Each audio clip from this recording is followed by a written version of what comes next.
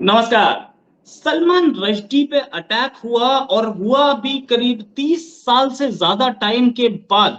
और उसके पीछे एक जैसे बोलते फंडामेंटलिस्ट आदमी था जिसने हमला किया। सारी दुनिया के देशों ने इस हमले की निंदा की है। इसी पर बात करने के लिए हमारे साथ बॉलीवुड एक्ट्रेस प्राची अधिकारी जी हैं, जो कि एस इन हार्डलाइनिज्म या इस्लामिक फंडामेंटलिज्म पे बोलती आई है, बहुत दिन से बोलती रही, अपने विचार खोल के रखें। मैम, पहले तो बहुत बहुत स्वागत है आपका हमारे शो में। मैम, आप कैसे देखती हैं इस अटैक को? क्या फ्रीडम ऑफ स्पीच, जिसका पाकिस्तान या दूसरे rest of the Islamic countries बार बार दुहाई देते हैं, क्या दूसरों को नहीं है इस फ्रीडम ऑफ स्पीच? जी, सबसे पहले रोहित जी अपने चैनल पे बुलाने के लिए बहुत-बहुत धन्यवाद आपको। और जैसे कि आप सलमान रुश्दी के बारे में बात कर रहे हैं, जहाँ तक मैं जानती हूँ, जब मैंने पता करने की कोशिश करी तो मेरे सामने ये पूरा मामला आया क्योंकि देखिए वो उनका पास्ट क्या था, पहले किसी को भी इतना इंटरेस्ट नहीं था। जो आज की जनरेशन है वो इतना इंटरेस्ट नहीं रखती थी। लेकिन जब ये जैसे-जैसे चरमपंथी या कट्टरपंथी अपनी साख सब जगह पिछाते जा रहे हैं, तो इनके बारे में, क्योंकि भारत में भी इस तरह की चीजें हो रही हैं। आपने सुना होगा सर तन से जुदा वाली बात, कि किसी ने कुछ बोल दिया कि अगर मैं कह दूं तो, या मैं बोल दूं तो उसी बात पे बवाल हो गया, जबकि वो बातें सभी लोग करते हैं। तो ऐसे ही सलमान रुश्दी ने 30-35 साल पहले ये बातें कुछ कही, कि उन्होंने एक टिप्पणी कर दी मोहम्मद पे, या मोहम्मद साहब जो भी बोले इनके साथ जो किताब है। लिखी उन्होंने, किताब लिखी जी, सैटेनिक किताब के माध्यम से एक सवालिया निशान या एक टिप्पणी कर दी। उसके बाद से अब बताइए, 30 साल एक लंबा अरसा होता है। 30 साल से आपका इतना, मतलब मजहबी इस्लाम आपका इतना वीक है कि आपको 30 साल पूरे अरबों की दुनिया में एक आदमी को ढूंढकर उस पे अटैक, वो भी इस उम्र में जब वो 75 पार करने जा रहे हैं, और आप अपना फ्यूचर, अपना मुस्तकबिल खराब करने को, अपना भविष्य खराब करने को तैयार है इस वर्तमान में, क्योंकि भूत में उन्होंने कुछ कहा है। तो आप कौन होते हैं जब आपने उनको पैदा नहीं करा है? मैं एक बेसिक फिलॉसफी पे बात करती हूँ।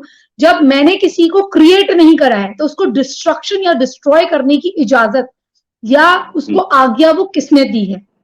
जब मैं किसी को कुछ खिला नहीं सकती तो उसकी रोटी मैं कैसे छीन सकती हूँ? सेम वे सलमान रुश्दी के लिए ये कुछ नहीं करते। उनके जीवन में इनका कोई योगदान नहीं है। इवन आप देखिएगा, अगर जिस व्यक्ति ने उन पर अटैक करा है, उस व्यक्ति का वहां जहां वो रह रहा है उसकी उस यूके में भी कोई योगदान नहीं होगा। लेकिन ये कुछ ना कुछ करते रहेंगे, क्योंकि इन्हें अपनी उपस्थिति दर्ज करानी होती है। इन्हें अपनी उपस्थिति दर्ज करानी होती है कि देखो हम सही करें या गलत, लेकिन अगर आपने हमारे इस्लाम के बारे में कुछ बोल दिया है तो आप मिटा दिए जाओगे, आपका नामो निशान मिट जाएगा। ये कौन सी सोच है? इस सोच से दुनिया कहां जाएगी कि हम रहें और हमारे अलावा कोई ना रहे? ये कौन सी सोच है? मैं पूछना चाहती हूँ कि अगर मुझे कोई बात पसंद ना आए आपकी, या आपको मेरी कोई बात पसंद ना आए, तो क्या हम एक दूसरे का कत्ल कर देंगे? या मैं आपको अब 30 साल बाद आके हॉन्ट करूं, या मैं अगर मैं शादी कर लूं और मेरे बच्चे बच्चे हों तो मैं बोलूं ये फला फला व्यक्ति है, इसको ढूंढो और इसको खत्म करो? ये कौन सी सोच है? आई थिंक हमें आगे की ओर बढ़ना है। हमारा जो सनातन धर्म है वो कहता है कि अपने साथ चीजों को संभालो।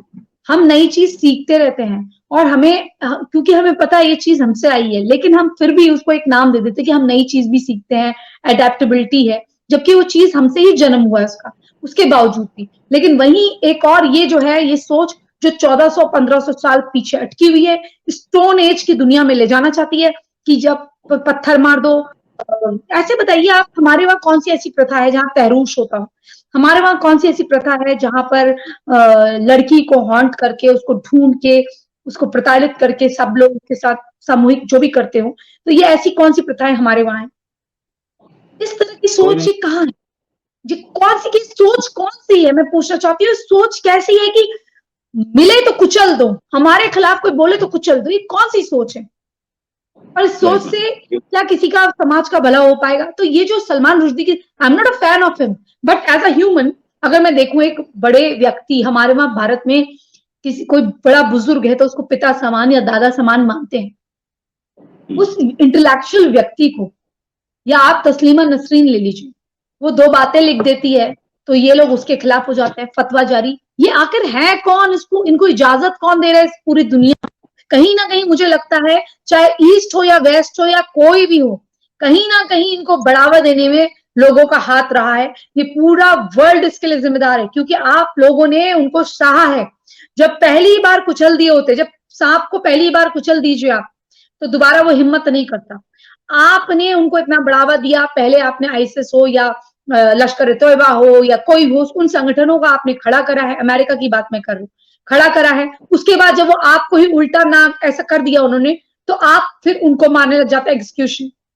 ओबामा को मालूम होता है कि अबटाबाद में ये अपना उसामा बिन लादेन छुपा हुआ है, लेकिन वो उसको तब तक नहीं मारते जब तक उनको पता, उनको ये मालूम होता है इलेक्शन नजदीक है, अब मुझे यहाँ पर जीतने के लिए, दूसरी पारी में आने के लिए इसकी जरूरत पड़ेगी।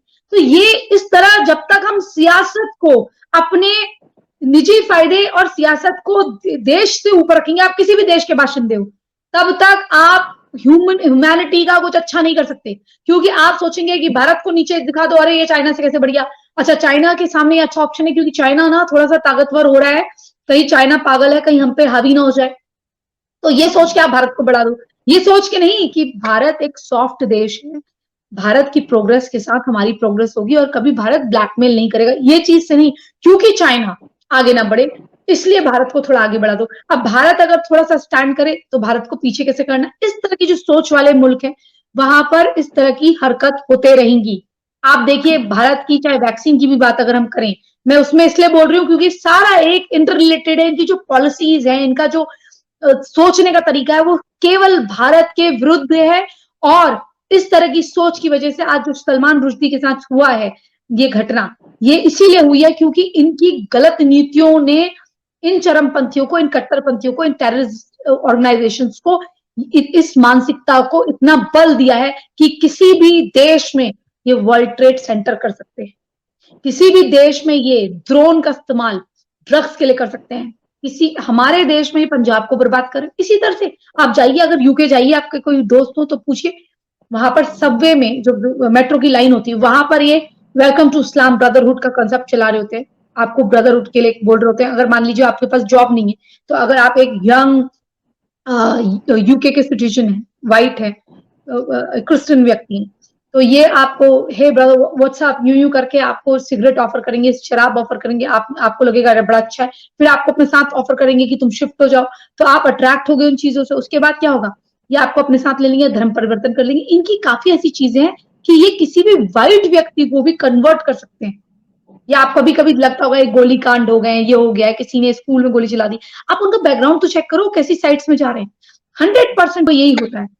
आपने जब वर्ल्ड ट्रेड सेंटर का हुआ था, आपने सुना होगा एक लड़की थी बांग्लादेश की, वो वहां पर जब छोटी सी थी, 2 साल की 3 साल की, आ गई थी, उसके बाकी के 2 भाई वहीं जन्मे थे, उसने बोला था our voice unheard voice are heard, ऐसे करके उसने एक ऐसे लिख दिया था, उसको तुरंत भेज दिया था। तो ये लोग ऐसे ही हैं, इनको अगर आपने हैंडल करना है तो जितनी क्रूरता ये करते हैं, क्रूरता का जवाब क्रूरता से होगा, उदारता से नहीं होगा। अगर वो चौक में टांगने की हिम्मत रखते हैं तो आपको करना होगा ये सब। क्योंकि मैं जिस जगह पे रहती हूँ, मैं उस जगह का नाम सुरक्षा कारणों से नहीं लूंगी, ऑफ कैमरा आपको बता दूंगी, वहां पर मुसलमान खुल के बोलते हैं कि यार ये कैसे लोग हैं ना, ये हिंदू, हम इनको इतनी गालियां देते, जितनी पावर इनके पास है अगर हमारे पास नहीं होती हम इनको कुचल देते। ये नपुंसक कौन है? ये जब बोला जाता है क्या मुझे अच्छा लगता है, सुना जाता है, ये सुनने में आता है, अच्छा लगता है। आपके मुंह में कोई लगातार थूकता जा रहा है, मैं सबकी बात कर रही हूँ, नॉन मुस्लिम्स की सबकी बात कर रही हूँ, कोई थूकता जा रहा है, आप कहते हैं हमने क्रूसेट करा, क्यों करा? आप कोचिंग सेंटर में देख लीजिए, आप यूट्यूब उठा लीजिए, हिंदू बंदा है और हिंदू व्यक्ति है और वो कोचिंग में पढ़ा रहा है कि इनडायरेक्टली कि ये जो क्रूसेड हुआ था ना उसमें वो हावी हो गए थे ना, लेकिन फिर भी मुसलमानों ने बेहतर लड़ाई करी। तो कहीं ना कहीं इस तरह से जो दिखाया जा रहा है पूरे वर्ल्ड में कि Muslims are the hero and we are the saviour, we can do anything. अगर किसी ने इस्लाम के खिलाफ बुना है, ढूंढो, चिन्हित करो कहाँ रहता है, दुनिया के किसी भी कोने पे। अच्छा you live in Ireland, Ireland में कोई है क्या? अच्छा ठीक है, आयरलैंड में ये व्यक्ति है, उसे ढूंढो, उसे आप फंड करिए, आप उसे मरवा दीजिए। सेम ये इन्होंने कर रखा है। अब वो एक बंदा एक आंख लूज कर लेता है इतने बुढ़ापे में, कौन देखेंगे? ये जाएंगे उसको खिलाने, ये तो चाहते थे वो मर जाए। Because when they attack you they want to kill you, it's not like they want to injured you. जब आपसे कोई कहता है सर तन से जुदा, तो आपको कोई सर तन से जुदा करके वापस सर नहीं लगा रहा होता, वो मारने की नियत से ही बोल रहा है। जिसकी इंटेंशन ऐसी है उसको तुरंत गिरफ्तार करके उसके खिलाफ अटेम्प्ट टू मर्डर का चार्ज क्यों नहीं लगाते, उसके घर की कुर्की क्यों नहीं करते। ये तो मैं भारत की बात कर रही हूँ, लेकिन पूरी दुनिया के कानूनों की भी होने चाहिए। यूएस में 3 बार वार्निंग देते हैं, चौथी बार में गोली चलती है। Put yourself on ground whatsoever they say, put your hand behind, ऐसे करके अगर नहीं होता तो तीसरी बार में गोली मार देते हैं। आप कुछ नहीं कह सकते उनको, छोटा सा क्राइम कराओ आपने। तो ये जितनी भी घटनाएं हो रही हैं, इसके लिए ये इस्लामिक जिहादिस्ट कट्टरपंथी जिम्मेदार हैं। अगर ये कहते हैं कि 20% ये ऐसे हैं, तो 20% को 80% मौन समर्थन देने वाले लोग भी हैं। उसमें से ही उसी 80% में से 60% या कम से कम 50%, मैं तो 100% मानती हूँ, लेकिन फिर भी चलिए इनके लिए, इनके गालिब दिल बहलाने के लिए ख्याल अच्छा है, वो वाली बात के नीति पे मैं आती हूँ। मौन समर्थन देते हैं आधे लोग, और कुछ लोग इनको आधे से ज्यादा लोग फंड देते हैं। कभी आपने देखा आईसीस के खिलाफ, कभी आपने देखा लश्कर तोयबा के खिलाफ कि दिल्ली में रैलियां निकल रही? नहीं। लेकिन मालदा वगैरह में उजाड़ दिया जाएगा क्योंकि कहीं कोई किसी कोने पे मरा है। ये दुख हमें क्यों नहीं होता? ये दुख हमें क्यों नहीं होता?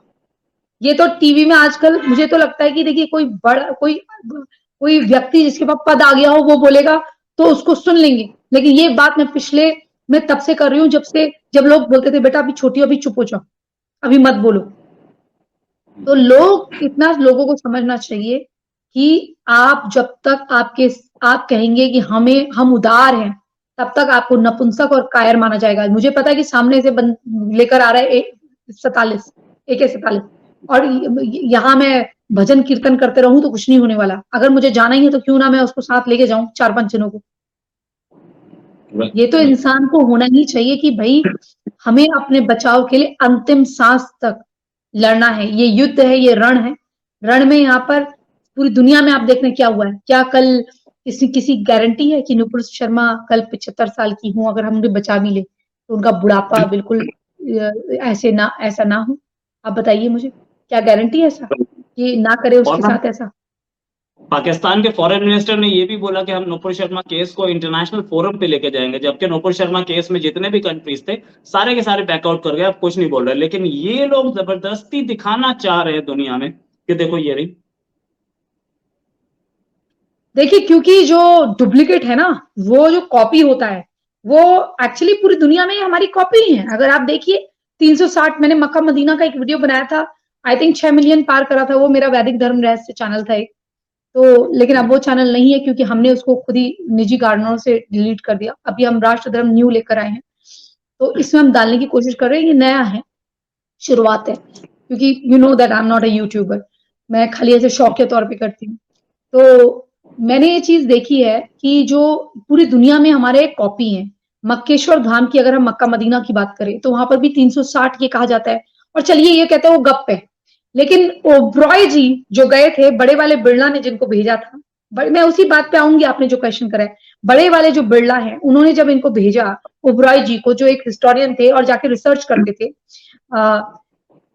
वो जब बगदाद जाते हैं वहां वो देखते हैं कि एक किताब के लिए, किताब छपने वाली है, उसके लिए सब बहुत ज्यादा क्विक हो रहे हैं, तो मतलब हबड़ा तबड़ी में है, हैजल में।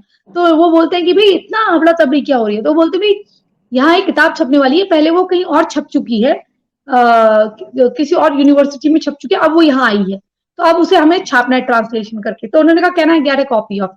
उन्हें जब पढ़ी तो उनकी आंखों से आंसू आ गए। और उस जमाने में इनके वो बिरला थे, इनके दादाजी या परदादा जो भी, वो जो पैसा देकर हिस्टोरियंस को भेजा करते थे रिसर्च के लिए, तो वो लेकर आए 3 चीजें, जिसमें 3 कविताएं जो बिरला टेम्पल में लगा दी गई। एक वो, तो उनको जब उन्होंने कविताएं पढ़ी वहां यूनिवर्सिटी में, तो वो एक थी शिव स्तुति पे, एक थी भारत की नदियों पर। ये 1 2 3 इनका चरम, मतलब इनका जो चरण है वो गलत हो सकता है कि 1 2 आई थिंक पहले नदियों पे थी, विक्रमादित्य पे थी, और एक शिव स्तुति थी। तो उसमें कहा गया है, हे विक्रमादित्य, पहले हम जाहिल थे, फाजिल थे, आपने हमको वेद पुराण बताए, आपने हमको हमारे वहां गणितज्ञ भेजे, आपने हमारे वहां शिल्पकार भेजे। अब और ये क्या बोलते हैं इसको, जो वैद होते हैं, वैद ये भेजे। तो आप सोचिए जब विक्रमादित्य वहां वैद भेज सकते हैं, शिल्पकार भेज सकते हैं, तो क्या वहां मंदिर का निर्माण नहीं करा होगा उन्होंने? राइट, करा होगा ना, बिल्कुल करा होगा। बिल्कुल। और जब मंदिर होंगे, शिवलिंग की बात होती है, चलिए विक्रमादित्य है तो उन्होंने शिवलिंग करा होगा। जब शिवलिंग करा होगा तो दूध चढ़ता होगा, दूध चढ़ता होगा तो कहीं ना कहीं गाय होगी, अगर गाय होगी तो कहीं ना कहीं हरी घास होगी, समझे? तो हरी घास होगी तो वहां का जो स्थिति होगी, पानी वानी सब होगा। तो जहां जहां से हम उजड़े हैं, वहां वहां जहां जहां से हमें खत्म करा, वहां उजड़ गए लोग, ठीक है। गंधार नरेश के टाइम पे सोने के महल, ठीक, उसके बाद हम नई शताब्दी में आए, अगर हम बौद्ध स्तूप वहां बने हुए थे, मेडिटेशन सेंटर थे, क्या हुआ? सब उजड़ गए। मुशर्रफ को ये कहना पड़ा कि डायनामाइट से उड़ाओ, 1992 90s के टाइम पे उसको कहना पड़ा डायनामाइट से उड़ाओ, लेकिन क्या हुआ? नहीं उड़ा पाए, इतनी टेक्नोलॉजी हाई थी। अब ये जो हमसे बने हुए हैं ना, ये उतना ही ज्यादा उछलते हैं, ये हमको खत्म करना चाहते हैं। कि ये इनका मेन मकसद बाकी लोग नहीं है, इनका ये कहना है कि जब तक आखिरी, आपने अगर वो धमकी मुझे आई थी, अगर आप टेलीग्राम में होंगे तो मैं धमकी वाला वो आपको वो भेजूंगी, आखिरी दम तक, जब तक एक हिंदू बचा है, वो लड़का कहता है पाकिस्तान से मुझे धमकी देते हुए, आखिरी वक्त तक जब तक एक हिंदू भी बाकी है, तब तक हमारी जंग रहेगी। ये गजवाए हिंदी क्यों है, गजवाए अमेरिका क्यों नहीं है? क्योंकि हमसे ये बने हैं। आप देखिए ना, 8,000 साल पुराना सीरिया में कहीं टेम्पल मिल रहा है, क्योंकि मैं हमेशा से बोलती हूँ, मैं पिछले 8-10 साल से बोल रही हूँ कि भाई ऐसा है, जहां जहां खोदोगे वहां सनातन निकलेगा। क्योंकि ये कभी स्नो एज आई है, तो कभी रेत की एज आई है, हम नीचे जाते रहे, लेकिन हमारे लोगों की सबसे बड़ी, हमारे पुरखों की ये बिल्कुल नपुंसकता रही है। मैं देखिए, इतिहास में गौरवान्वित होने वाली चीजें होंगी कि माँ ने जौहर कर दिया, लेकिन वो जौहर की क्यों आई स्थिति, क्यों आई? क्योंकि आप 17 बार छोड़े हैं। तो मैं अपने पूर्वजों की गलतियों से क्यों नहीं सीखी? इतने दिनों से भाई है भाई है, क्यों मैं अब्दुल के भाई राशिद में अच्छा आदमी ढूंढूं, जब मुझे पता है कि इनका कंसेप्ट ही खराब है? तो ये मेरा बेवकूफी होगी या उसकी चालाकी है? जब उसका कंसेप्ट साफ है, वो कह रहा है अल्लाह का कुरान, मौला का कुरान, अरे भाड़ में जाए, झूठ बोलते हैं। हमको पता होना चाहिए उनका क्या है, और अपना हमको इंटरेस्ट नहीं है। आजकल आपने देखा होगा XYZ का एक कल्चर आ गया है, वो सनातन भी नहीं अपना रहे, लेकिन हमारे नाम पे गोली खा रहे हैं, और यहाँ से हमारे लोग उनको पैसे भेजे जा रहे हैं। और हम अगर कुछ बोलते हैं तो ये 2014 से कुछ लोग पैदा हुए हैं, कोई शायर था, कोई कुछ था, कोई अलीगढ़ मुस्लिम यूनिवर्सिटी में नमाज पढ़ा करते थे कई लोग, लेकिन जैसे उनके घर में अटैक हुआ, उनका हिंदुत्व और सनातन जाग गया। कुछ लोग ऐसे भी थे, नमाजें पढ़ते थे, लेकिन तुरंत, और उर्दू देखिए उनकी, क्या खालिस उर्दू बोलते हैं, खालिस उर्दू बोलते हैं, जबरदस्त उर्दू मैं भी अच्छी बोल लेती हूँ, लेकिन इसका मतलब ये नहीं कि मैं उर्दू में लमन लेट हो जाऊं।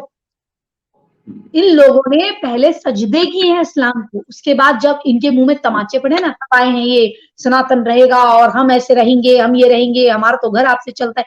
ये अब एक नया कल्चर आ गया XYZ का। उस XYZ में क्या है, ये लोग बोलते हैं अरे अगर युद्ध होगा तो तुम भी बचाने के लिए। तो मैंने बोला कौन आएगा? तो बोलते यही XYZ आएंगे। अब बताइए, हमारा युद्ध है, जिनके घर में जो एक डिक्लेयर कर रहा है, ये खुद, मतलब इनको में, ये हिंदुओं को खुद मुझसे एक्स कहता है आप अपने ब्लॉग्स बनाओ, अपने पैसे कमाओ, इनके चक्कर में अपनी 4-5 पिक्चरों का नुकसान, यानी कि अगर विदाउट कॉम्प्रोमाइज कोई लड़की मूवी कर रही है तो भी 1 करोड़ 4 फिल्मों से आ जाएगा।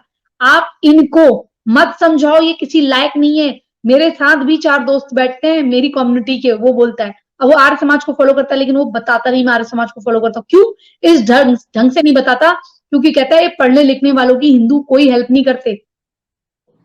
और जब से मैं XYZ के चैनल पे जाता हूँ, मेरे 20-20 हजार लोग बढ़ जाते हैं, मुझे पैसे भेजते हैं। तो इस समय मुझे पैसों की जरूरत है, लेकिन I am searching for a nice job through the competition. ये हिंदुओं की हालत बता रहा है वो। क्यों? क्योंकि ये XYZ का जो ये चलन आ गया है ना, XYZ का, इनको भर भर के पैसे देने का। आपको पता है US वगैरह से पैसे भेजते हैं, और वो ये कहते हैं कि तुम नहीं जाओगे युद्ध लड़ने, ये हमारा युद्ध लड़ेंगे, और ये लोगों को अवेयर करेंगे। मतलब आप तो एक्स अपने को डिक्लेयर कर दिए, लेकिन आपके बीवी बच्चे सब वही हैं, और आपको खिला रहे पिला रहे हिंदू। क्या पता वो X है, Y है, क्या है, कोई ये पोस्ट थोड़ी ना होती है। अब वो आके बताते रहते हैं, अपना गीता से कोई मतलब नहीं है हिंदुओं। गीता में आप गीता पाठ करवाइए, मैं करवाती हूँ थर्सडे को कभी कभी, 50 लोग मुश्किल से होते हैं।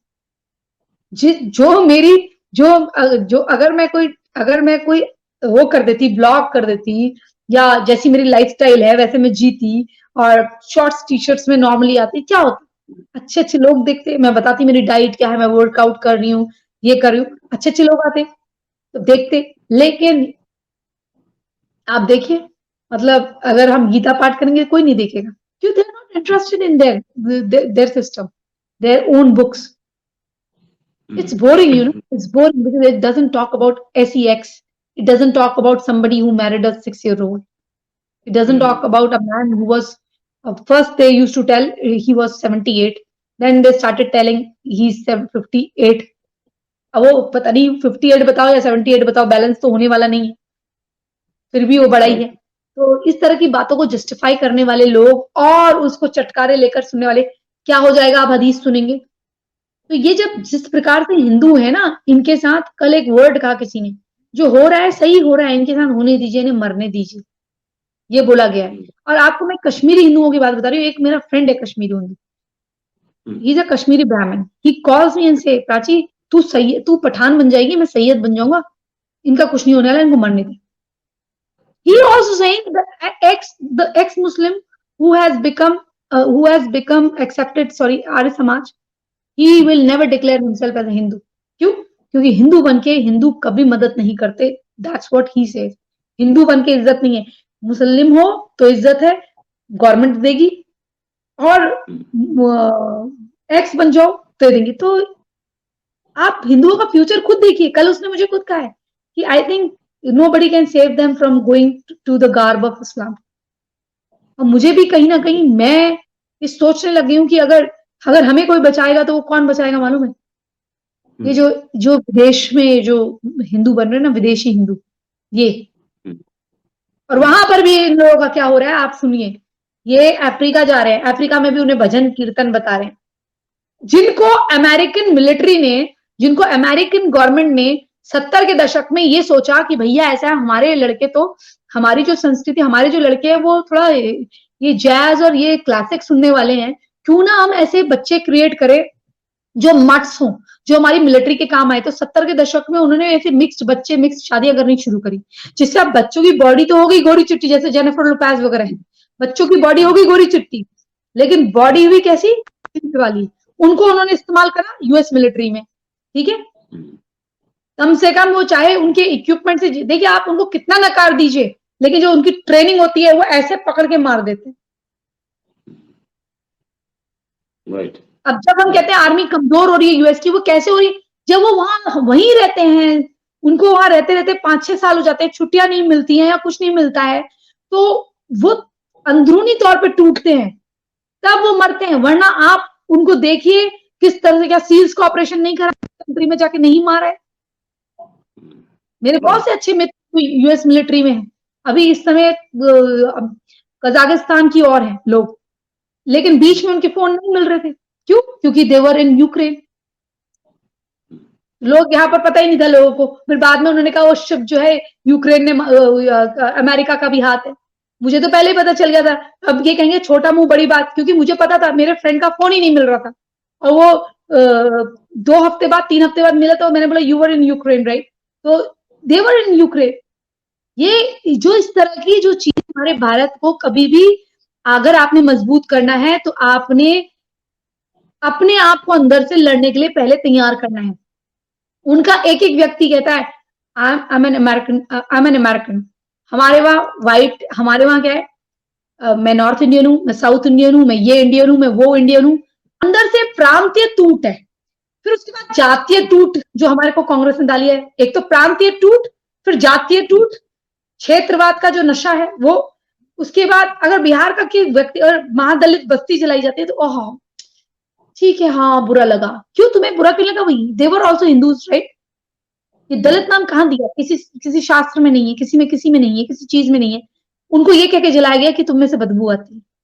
हमारे जो रिश्तेदार हैं वो यहाँ नहीं आ पाते। ये 2 साल पुराना किस्सा बता रही हूँ मैं आपको। तो क्यों नहीं दुख हुआ? क्योंकि आपने देश में इस तरह की स्थिति कर रखी है कि कोई व्यक्ति, अगर मैं 4 दिन के बाद आऊं, मेरे घर पे कब्जा है, तो वहां कोई जज बोलेगा अरे अरे आप ऐसे नहीं हटा सकते, तो मैं अपना घर भी खो दूंगी। जिस भारत में घर सुरक्षित नहीं हो रहे हैं, जिस भारत में लॉ 10 बन जाते हैं लेकिन एक को भी मतलब वार्निंग के बाद गोली नहीं होती।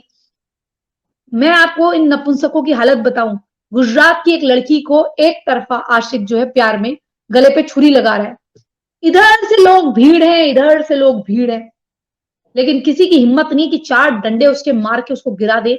2 डंडे यहाँ पर हाथ में मारे, मतलब पीछे से यहाँ मारते, ये टेक्निक होती है, यहाँ से 2 डंडे मारते तो वो यहाँ पकड़ता, उसका हाथ से चाकू गिरता, वो चाकू मारने के उसमें नहीं रहता, और 2 व्यक्ति उसके एक साथ मारते, 2 पैरों में मारते, वो नीचे गिर जाता। कोई आपसे कहता भी नहीं आपने क्यों मारा, क्योंकि और वो एयर हो रहा था, कोई लोग लाइव कर रहे थे उसको वहां से। और मैंने ये भी देखा कि 2-3 लड़के हाथ में हाथ डाल के ऐसे भी कर रहे हैं। ये भारत की स्थिति है। आपके पास कितना पैसा हो, आप कितने फेमस हो, आपको बचाने के लिए नहीं आएंगे, आपको खुद बचना है। ये इस युद्ध में ये सोच के नहीं कूद रहे कि हमको भारत को बचाना है, भारत के लिए कुछ करना है। यहाँ पर जितना कुछ हो रहा है ये इक्कल कट्टू मानसिकता के लिए हो रहा है, और ये वो लोग है ना, ये खुद को कन्वर्ट भी कर लेंगे। मैम, लव जिहाद पे बहुत कुछ बोला जाता है कि लव जिहाद फेक प्रोपेगेंडा किया जाता है और मुसलमानों को बदनाम करने के लिए किया जाता है। इस पर आपका क्या कहना है? हाँ, लव जिहाद उन्हीं के लिए फेक प्रोपेगेंडा है जिनकी लड़की अभी तक सलमा नहीं बनी, सुनीता से सलमा नहीं बनी, ये उन्हीं के लिए फेक प्रोपेगेंडा है। जिस दिन अपनी लड़की भाग जाएगी, आपको याद होगा शीला दीक्षित की लड़की के लिए किसी ने कहा था कि उनकी लड़की चप्पल से मार खा रही थी, ये कहा था। तो जो नेताओं के खुद के बच्चा, भी आपने केरला का केस देखा है कि एक सिटिंग एमएलए है या मंत्री है, उसकी बेटी का आज तलाक कराया जाता है, 3 दिन बाद उसको उसका निकाह करवाया जाता है वहां, और उसको प्रमोट कर दिया जाता है, कोई विभाग दे दिया जाता है। हिंदू से इस देश में हो रहा है ये, मैरिड वुमेन से। इससे पहले एक किस्सा था जहां एक लेडी थी, नर्स थी, क्या थी, मैरिड थी, 2 बच्चों की मां थी, वो जॉब करने गई किसी क्लिनिक में, उसको वहां के डॉक्टर ने फंसा लिया, उसके साथ वो लिव इन में रहने लग गई, कुछ करने लगी। इस तरह की जो चीजें हो रही हैं, ना केवल इससे छोटी लड़कियां, बड़ी लड़कियां, उनके लिए देखिए एज इज नो बार। अगर कोई लड़की आ जाती है, मैं आपको एक किस्सा और बता देती हूँ, एक लड़की थी आपके सरनेम की थी, वो 32-34 साल की, 36 साल की कुछ ऐसे थी लेडी, उसके 2 बच्चे थे, वो सपा के किसी एमएलए की सेकंड वाइफ थी, और उसका नाम मैं आगे का नहीं लूंगी।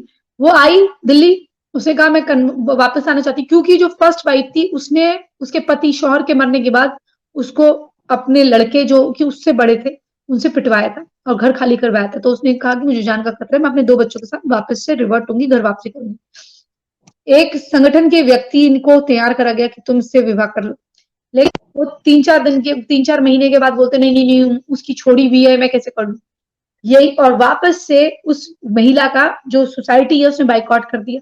ये हमारे हिंदू समाज की बात बता रही हूँ, अपनी भी तो गलतियां गिननी चाहिए। देखिए उसके बाद वो नीचे जाती है, कोई से ढंग से बात नहीं करता, तो वहां एक दिन वो मेडिकल हॉल में खड़ी होती है, तो वहां कोई बुरका नशीन मिल जाती है उन्हें, कहती क्या है, तुम कैसी हो सकता है पीछे ही लगी हो।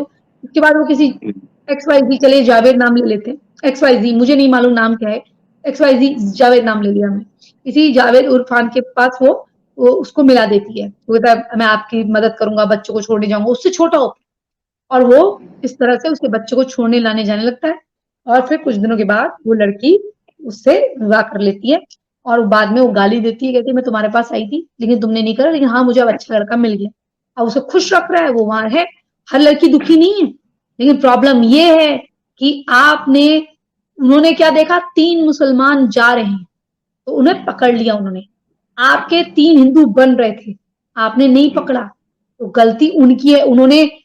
उसने ये नहीं कहा, वो जिस जगह से आई थी वो ये चाह रही थी कि आपसे नाम और सम्मान दे दे, 2 बच्चे आपके साथ भी कर लेती, क्या प्रॉब्लम था, लेकिन नहीं, आपने उसे एक्सेप्ट नहीं करा। और जो व्यक्ति था वो खुद आई थिंक 50-55 साल का था, तो वो व्यक्ति उसे एक्सेप्ट कर ले, तो उसके लिए तो क्वाइट यंग, क्या उसको कोई वर्जिन मैरी आके थोड़ा मिलेगी। जो सोच है वो सोच आपने ये रखनी है, आपने अपने वहां एक्सेप्ट कराना है उनको। तो ये जो चीजें हैं लव जिहाद की, ये तभी रुक सकती हैं जब आप अपने घर में एक तो खुल के बात करें, जब आप फ्री हो, तो किसी स्कूल के आसपास आप रहते हैं, तो मैंने देखा आपका बच्चा है और मैं फ्री हूं या मेरी माँ फ्री है, माँ को आत्मा को शांति दे भगवान, तो अगर मेरी माँ ने देख लिया कि फ्री मतलब कोई किसी का बच्चा उससे कोई बात कर रहा है, तो मेरी माँ उस पर नजर रखे, मेरा भाई उस पर कोई मेरे घर से कोई व्यक्ति नजर रखे उस पर।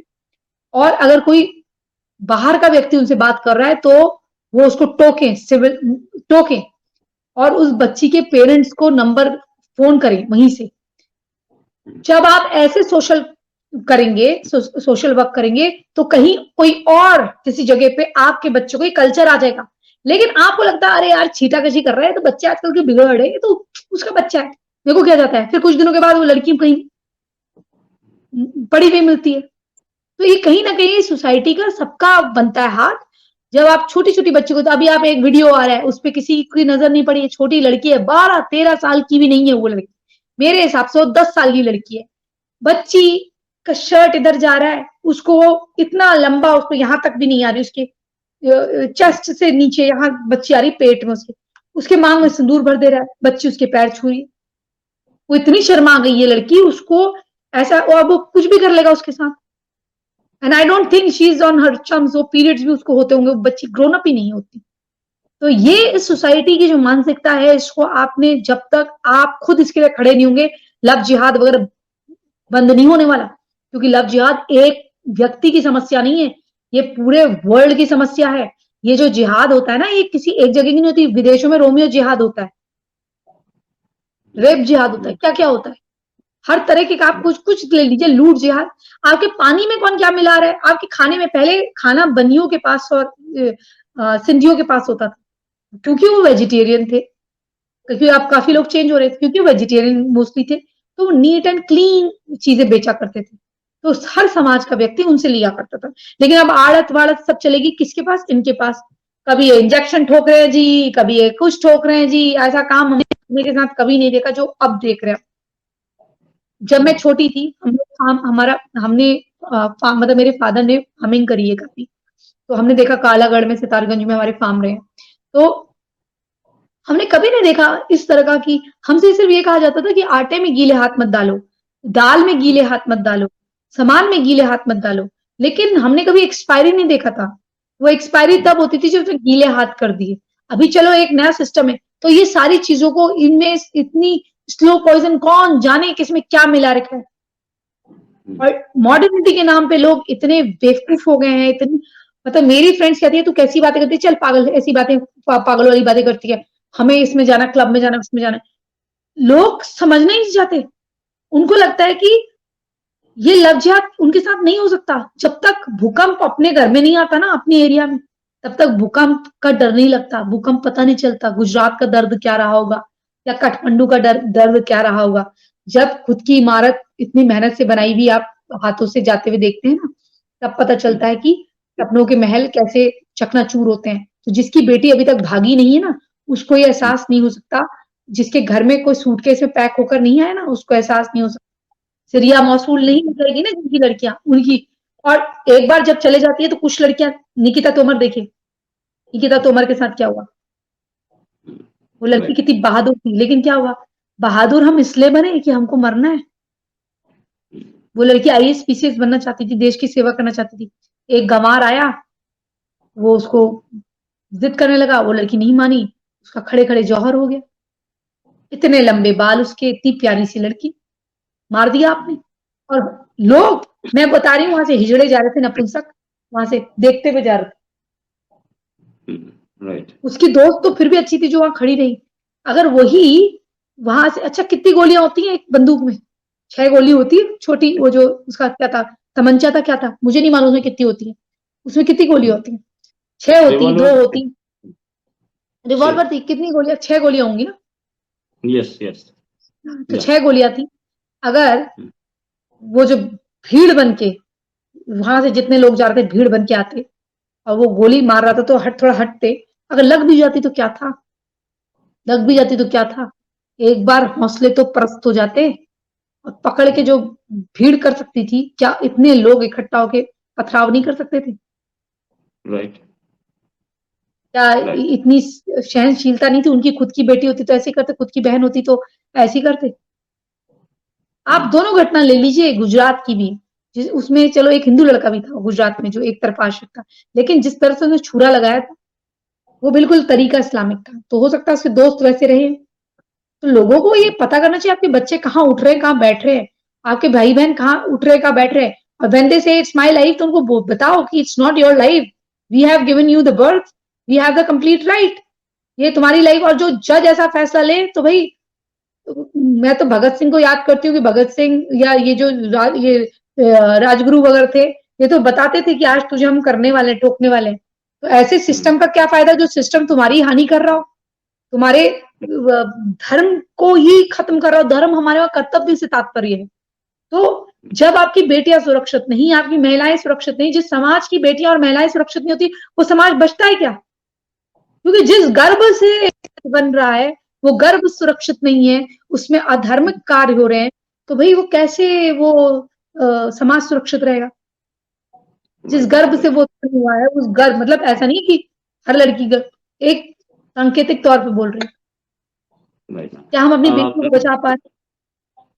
या मैम, एक अच्छा डिस्कशन रहा आपके साथ, और काफी लंबा 35 मिनट्स डिस्कशन हो गया।